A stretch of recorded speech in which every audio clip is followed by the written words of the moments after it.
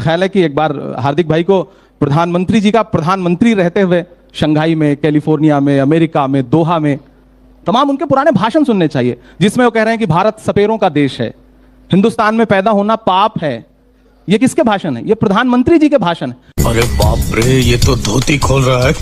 में पैदा होना नरेंद्र भाई मोदी जब गुजरात के मुख्यमंत्री थे तो अमेरिका जाने के लिए आप ही के नेता उस टाइम तो वीजा न मिले इसके लिए सिफारिश किया करते थे। अब वीजा अमेरिका नहीं दे रहा था, उसमें भी कांग्रेस का हाथ। आपके लिए कांग्रेस हर चीज में अडानी पर ही हाथ डाल रहे हैं ना। अडानी पे सवाल ना करें। अडानी पे इतना उछल क्यों जाती है पूरी भाजपा? यमुना उपाध्याय का एक शेर है, ये चुनर धानी धानी भूल जाते, ये पूर्वा की रवानी भूल जाते, जो आकर 4 दिन गांव में रहते तो सारी लंतरानी भूल जाते। अस्सलाम वालेकुम मेरे प्यारे दोस्तों, आज हम उस वीडियो को देखेंगे जिसको YouTube से डिलीट करवा दिया गया है। तो उस वीडियो में क्या है जिसको YouTube ने डिलीट कर दिया है, तो आइए इस वीडियो को देखते हैं। यह इमरान प्रतापगढ़ी और हार्दिक पटेल का एक डिबेट इंटरव्यू है। तो आइए इस वीडियो को देखते हैं कि इसमें है क्या। तो आइए सबसे पहले इस वीडियो को देख लेते हैं। बहुत महत्वपूर्ण बात इन्होंने कही कि देश के बाहर जाकर के देश के बारे में कुछ बुरा नहीं कहना चाहिए। बहुत अच्छी बात है। मेरा ख्याल है कि एक बार हार्दिक भाई को प्रधानमंत्री जी का प्रधानमंत्री रहते हुए शंघाई में, कैलिफोर्निया में, अमेरिका में, दोहा में तमाम उनके पुराने भाषण सुनने चाहिए, जिसमें वो कह रहे हैं कि भारत सपेरों का देश है, हिंदुस्तान में पैदा होना पाप है। ये किसके भाषण है? ये प्रधानमंत्री जी के भाषण है। अरे बाप रे, ये तो धोती खोल रहा है। राहुल गांधी जी ने क्या कहा? नहीं, आपके पास अगर ऐसा कोई भाषण है तो आपको सुनाना चाहिए। बिल्कुल, अभी आपको YouTube पूरा भरा पड़ा है, मैं आपको सुना दूंगा। भरा पड़ा नहीं, आपको तो दिखाई देता है ना। अगर देश के प्रधानमंत्री नरेंद्र मोदी, मैं इमरान भाई, आप हमारे दोस्त हैं, आपको सुनाना चाहिए। लगता है तुम गू खा के ही मानोगे। चलो भाई, देखो अब मैं क्या करता हूँ।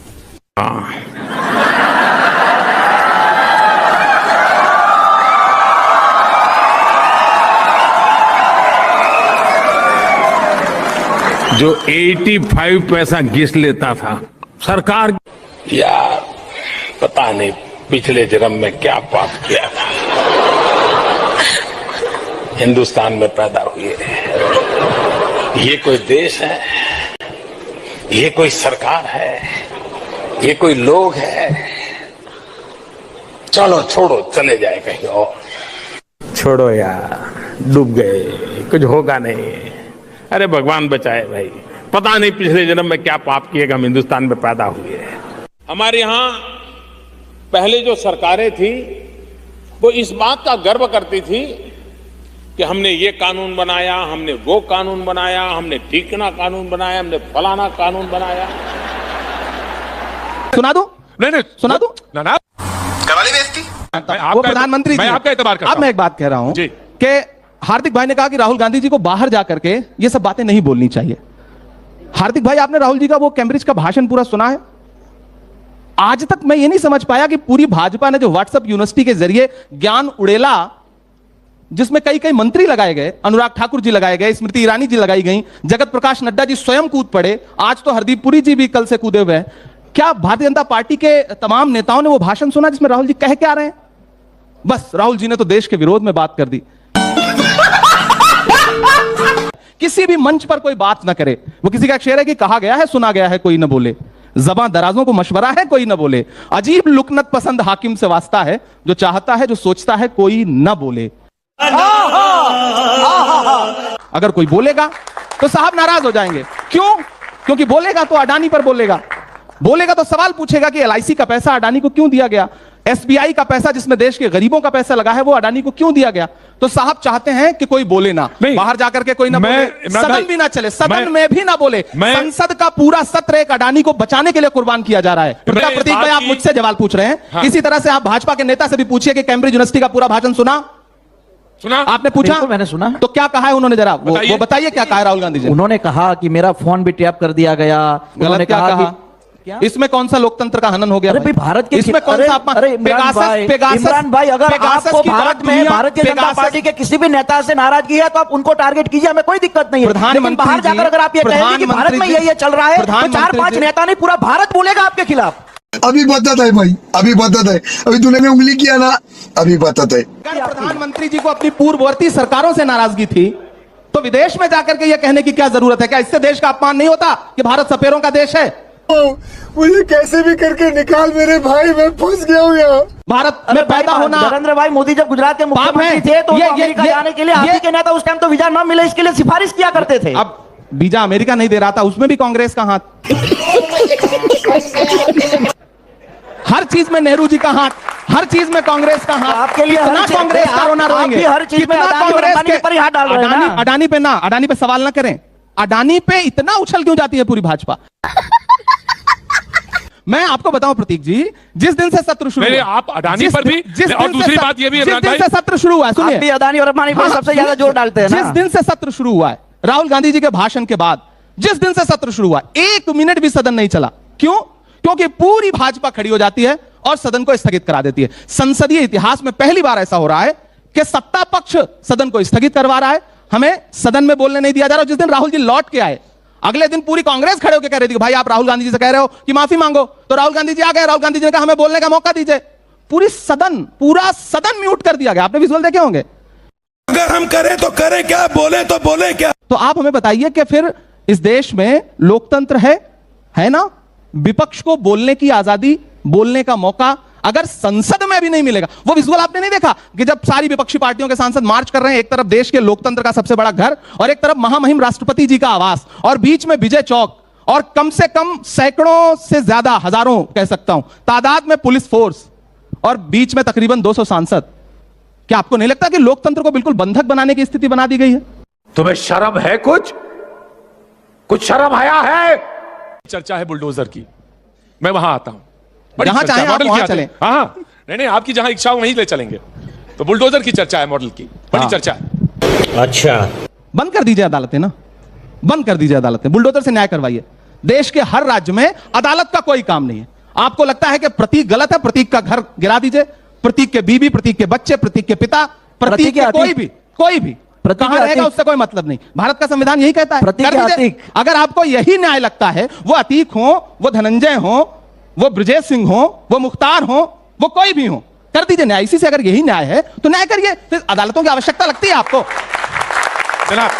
देखिए योगी, आपको बता तो मुझे आनंद होता है कि योगी आदित्यनाथ जी का मेरी असेंबली में रोड शो था। मैं 25 बुलडोजर लाया था उनकी रोड शो में। अगर जहां सही जगह होगी वहां बुलडोजर चलेंगे और जिनको नाराजगी है वो टीवी में आके बोल सकते हैं। कैसा? देखिए राजनीति कहां आकर के खड़ी है और राजनीति ने अपना मकसद क्या बना लिया है। प्रधानमंत्री जी का अभी भाषण कहेंगे हार्दिक भाई, तो वो भी सुना दूंगा। उन्होंने कहा कि मैं 2022 में इस देश के हर व्यक्ति के सर पर पक्का मकान देखना चाहता हूं, दूंगा, मैं आवास दूंगा। मैं मध्य प्रदेश के ऐसे, आपको डॉक्यूमेंट दे दूंगा, ऐसे ऐसे लोगों के मकान तोड़े गए जो प्रधानमंत्री आवास योजना से बने थे। गलती किसकी है? जांच का विषय हो, जांच का, पहले घर तोड़ दीजिए फिर जांच का विषय है। अदालतें बंद कर दीजिए, बंद कर दीजिए अदालतें। न्यायपालिका की आवश्यकता आपको महसूस होती है फिर? अरे क्यों नहीं, हम न्याय के एक ये लैंड है, लॉ ऑफ द लैंड है। तो फिर न्याय कौन करेगा? न्यायालय करेगा। नेताजी गुस्से में हैं, घर तोड़वा देंगे। लेकिन आपने कहा राजनीति, दरोगा जी गुस्से में हैं, एसडीएम साहब गुस्से में हैं, घर तोड़ देंगे। 399 सीटों पर आप लड़े उत्तर प्रदेश पे, 387 पर जमानत जब्त हो गई। आप देख ही रहे हैं अभी प्रतीक जी, मैं बहुत संवेदनशीलता के साथ एक बात कहना चाहता हूं। अब ये मत बताइएगा, अब ये मत कहिए कि हम चुनाव लड़ रहे हैं, जीत हार हमारी राजनीति में नहीं है। सामान्य तरीके से बहुत संवेदनशीलता से एक बात कह रहा हूं। क्या जीत ही हर चीज का पैमाना है? वाह, तो आप क्या जीत ही तय करेगा कि जो गलत है वो भी सही है?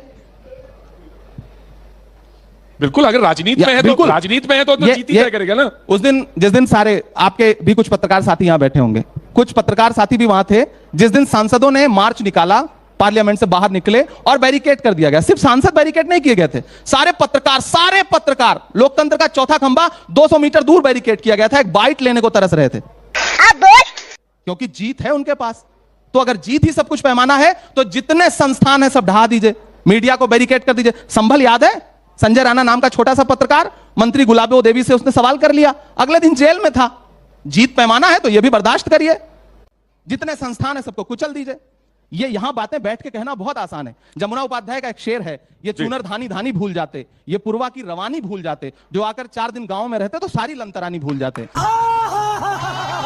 क्या बात है। हार्दिक अच्छे व्यक्ति हैं, हमारे पुराने सहयोगी हैं। हमने बहुत सारी जगहों पे साथ चुनाव प्रचार किया है, हमारे साथ ही थे। फिर इनका हृदय परिवर्तन हुआ और ये उधर अच्छी जगह चले गए। और मजे की बात यह है और गजब की बात, सॉरी इमरान भाई, और गजब की बात यह कि सिर्फ मेरा ही हृदय परिवर्तन नहीं हुआ, जहां से मैं चुनाव लड़ा वहां 52,000 वोटों से मैं जीता हूं, लोगों का भी हृदय परिवर्तन हुआ है। और बड़ी डिफिकल्ट कॉन्स्टिट्यूंसी, 10 साल से कांग्रेस थी इनकी, डिफिकल्ट कॉन्स्टिट्यूंसी, और हमारे कारण एक बार जीते थे, इस बार हराया है। हाँ, इनका हृदय परिवर्तन हुआ, ये चले गए।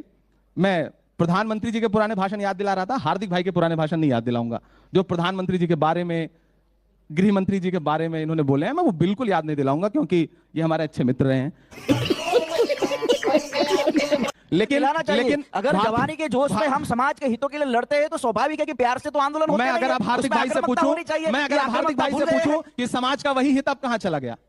ये आपसे कह रहे हैं कि आप जोश में मत आइए, अगर जोश मत खोइए। पाटीदार समुदाय के कितने बच्चे अगर मारे गए तो उनके इंसाफ की बातें जो हार्दिक हमारा भाई करता था, जिस जोश जज्बे के साथ, कि जिस पर राजद्रोह तक लगा दिया था भारतीय जनता पार्टी ने, आज हमारा हार्दिक भाई चुप है। तो साला ये दुख का खत्म नहीं होता बे। मैं कोई सवाल नहीं खड़ा करूंगा। हम संसद में जो व्हाट्सएप देखा है, किसी ने भेजा कि ये सवाल पूछ लीजिए। मैं तो ऊपर वाले की इतनी मेहर है कि मुझे व्हाट्सएप यूनिवर्सिटी से ज्ञान प्राप्त करने की कोई आवश्यकता नहीं है। आई होप आप लोगों ने इस वीडियो को देखा होगा। अगर आपको वीडियो पसंद आया हो तो इस वीडियो को लाइक करके चैनल को सब्सक्राइब जरूर करें। तो मिलते हैं नेक्स्ट वीडियो में, तब तक अपना ख्याल रखें। धन्यवाद।